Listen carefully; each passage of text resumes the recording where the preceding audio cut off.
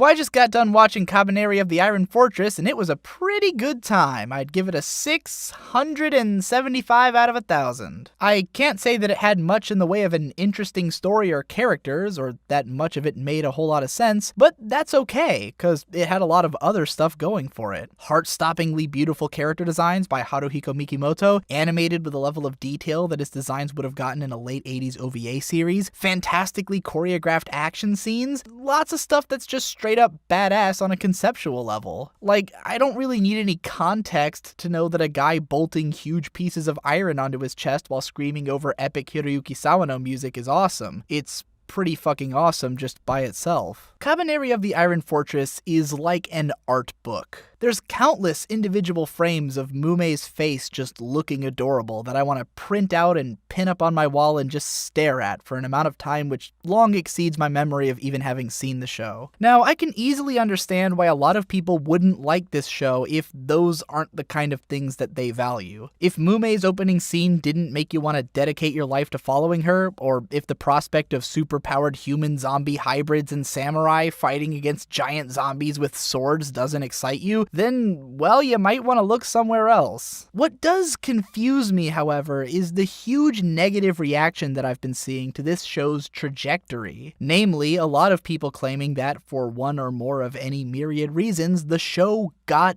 dumb. That's where you lost me. Kabaneri was always dumb. The premise is dumb and makes no sense. The story and characters are openly, unabashedly cliche. The monsters, weapons, everything is dumb, and stupid. If your problem with this show is that it got dumb, then all I have to ask is, what the hell did you expect? So the show is set in samurai times, but on the cusp of an industrial revolution. So we've got trains and guns and also steampunk stuff, cause nothing looks cooler and more satisfying in animation than huge puffs of steam billowing out of weapons. There's a zombie apocalypse, but the zombies are super strong and they've got glowing weak spots protected by an iron cage. Why does that make any sense? Because, as I just said, nothing looks cooler than huge amounts of steam billowing out of a weapon, especially if every shot has to be fired at point-blank range. This is what TV tropes people mean when they invoke the rule of cool. The rules of this universe are literally defined by what will look the coolest in animation.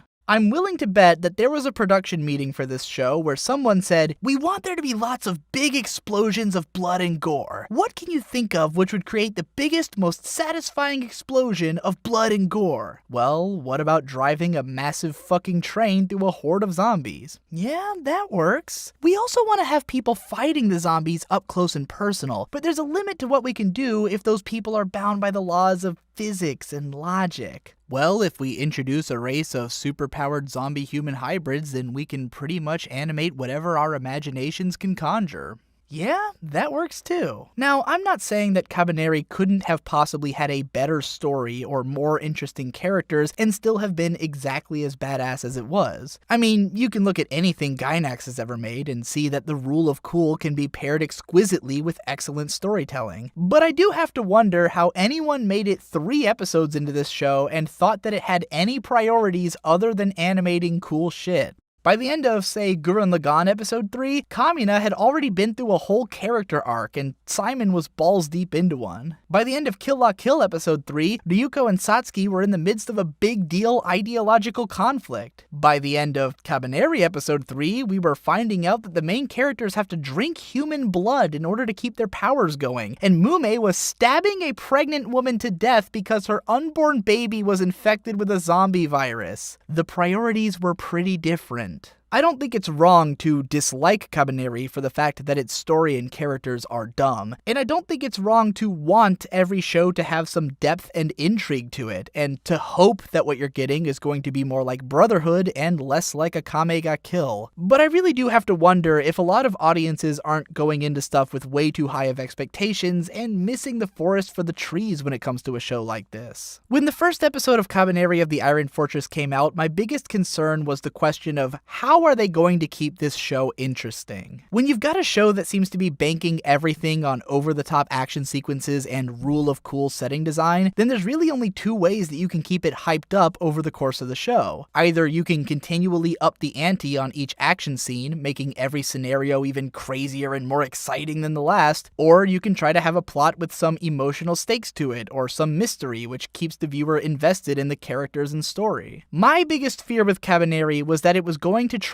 and go for the latter, because as of episode 1, I really didn't think the show could pull that off. There just wasn't enough depth to the setting or characters that I could imagine a story comprised of anything other than boring, hammy political conflict and random ass pulls, which is what I felt like I got out of Attack on Titan. If the narrative wasn't going to be interesting either way, then trying to force a narrative into the show was just going to make it boring. Better then to focus on what the show does well, and just have lots of kick-ass action scenes and keep Mume on screen for as long as possible. For the first half of the show and some change, that's exactly what I got, and it was good. Every episode would introduce some new, crazy facet of the setting in order to make the action even more intense than before. Now the Kabane can use weapons and have higher resistance to bullets. Now they can morph into giant Kabane monster balls that you have to fight with a cannon. Now the Kabaneri can be injected with special blood that makes them turn into super monsters, which can apparently shoot laser beams when they're in trouble. And I mean, the question I have to posit to anyone who doesn't approve of these things is, why not? Do we really need a justification for why a virus that gives people superpowers and makes them live off of blood and is only limited by wearing something around their neck can also be turned into a super virus that makes it so they can shoot lasers? Can it really be called a logical leap when nothing about it was logical in the first place? The last 5 episodes inevitably introduced a dramatic plotline to the series, and I say inevitably for several reasons. Firstly, there was no way that they were going to keep up the obscene level of animation quality of those first few episodes for the entire show. And if they weren't going to be able to animate a constantly escalating level of threat for 12 whole episodes, then inevitably there would need to be a conflict which could be communicated through dialogue. Secondly, the show was going to need some kind of ending. Maybe it would have been cooler if they had found some way to actually eliminate all of the Kabane and really ramped up the action stakes to the maximum, and if this was One Punch Man, then that's exactly what would have happened. Kabaneri was a relatively small-scale story from start to finish, and the second half didn't have nearly the production polish that the first half did, so instead we got a conflict which was introduced so that it could be resolved.